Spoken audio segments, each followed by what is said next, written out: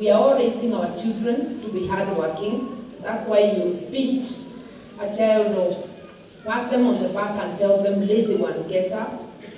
Because you want them to be hardworking, to be able to fend for themselves when they get there. So we are teaching them the value of hard work, honesty. You're teaching them the value of community. That's why you're giving them work around the house. So we really must instill those values and look for them in leaders. And when leaders stray, we must use our voices to tell them that does not represent us. We must be truthful to ourselves. Even when we pray, oh God, help us. Your actions must match your words. Otherwise it will be prayer without faith and prayer without action, and it will be of no use. Today is just a call to action and to say this is about us. The name Martha is there because today I'm running. I've been appointed to run as a deputy president, but it's your journey too. What happens with this in this space is going to influence the space you are in, the space of your child, the space of your grandchild. So let us affirm ourselves and let us look for women we can support, and men also, because it will not be women alone. But whoever you support, let that person espouse the values you believe in. We cannot be a country without values. We'll be heading to doom. Now, before I finish, you allow me to go a little further and tell you that in my view, our nation is facing a crisis of leadership, a crisis of trust. We don't trust ourselves and we don't trust one another. That is why we keep on asking the IEBC, because we can't trust them. But they are also not trusting themselves. Because if they did, they would give us an account of everything happening. They would not dodge questions. But beyond IEBC, you and me are facing a deficit of trust. The lack of trust in our institutions is lack of trust in ourselves. Because it means professionals are not standing up for the country. But those professionals are backed by you and me. What conversations are we having with them when we get back to the neighbor? Let us restore trust among ourselves. And I keep giving the example of the last American election where President Trump was captured asking the Secretary of Georgia to find for him some 11,000 votes. And that was a Republican state. But on phone, because we were hearing it recorded, the guy is telling him with a calm voice that he has a job to do, meaning he will stand by his oath of office. Okay? We also saw his own vice president, his own supporter, going to preside over a Senate hearing to confirm Biden as president. He didn't dodge duty because it's not his candidate who won. He rose up to duty. I'm using those as live examples of things we've seen on screen relating to elections. And I want, we the women of Kenya, to ask our brothers and sisters who will be engaged in the electoral process, stand up for your country. Stand up for your country. It doesn't matter whether you are a law enforcement officer. It doesn't matter whether you are a presiding officer, whether you are a candidate supporter like my supporters. It doesn't matter whether you are just a voter. Stand up for your country, do what is right. And I have this belief that a majority of people are good people. That the majority in our country, in every space, are good people. It's just that the voices of good people are muted.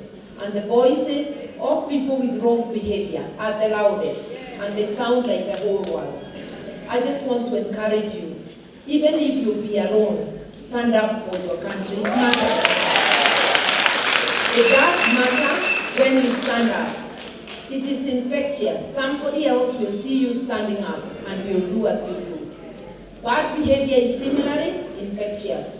So know that you are responsible, not just for yourself, for those around you. So let us hold hands and do this together. I want to say this of my principal, that he's a man of courage. Either don't ask me how I know, I'm going to say how. He knows me because we've grown up together in politics. We entered parliament same time. And even before we entered, being friends with Madam Ida, we had interaction. So he knows me. He knows that sometimes I do take a stand, even on principle, where I may not be moved.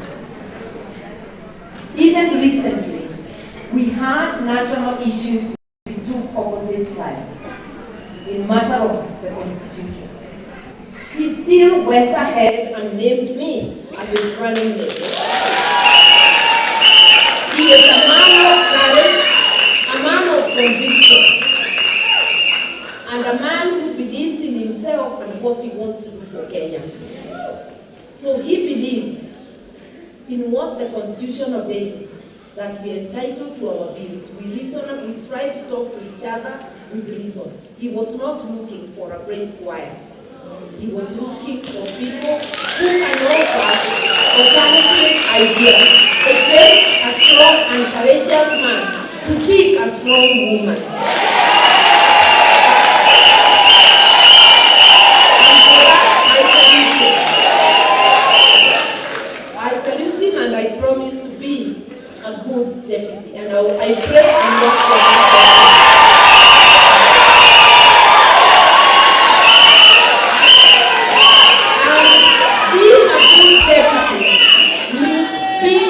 Worker for the nation. Because we are all working to serve you, not to serve ourselves. And we will follow our laws, and that's what I say in my acceptance speech. That we will always follow our laws, and he too said it. So I want to assure you that I'm holding this place for you. I'll hold it with honor, and I will do what it is.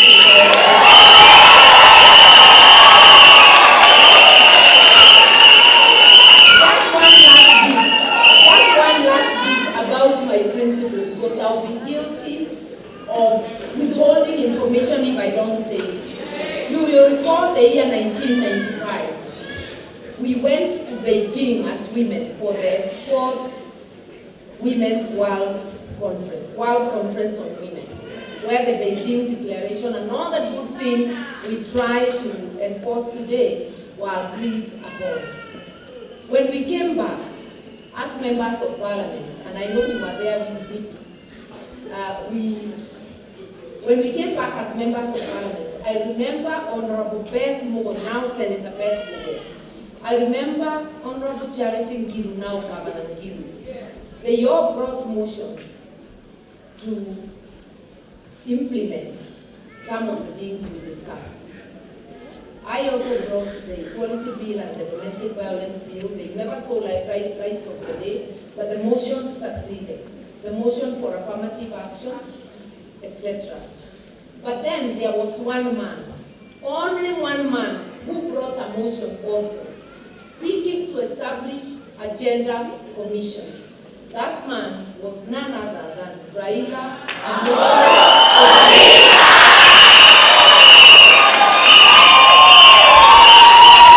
Anybody doubting can go to the Hansard 95, 96 and check. And I know that is the motion the late President Kibaki used to establish a gender commission way ahead of the 2010 Constitution. You see? So what I want to say of my principal, he didn't just think of women because it was a campaign season. It is something he has done before. He used to support, even if you go to the Hansard, you find him supporting the motions by Beth and the others. And then he brings in his own motion. An odd thing those days, but we were very grateful as women.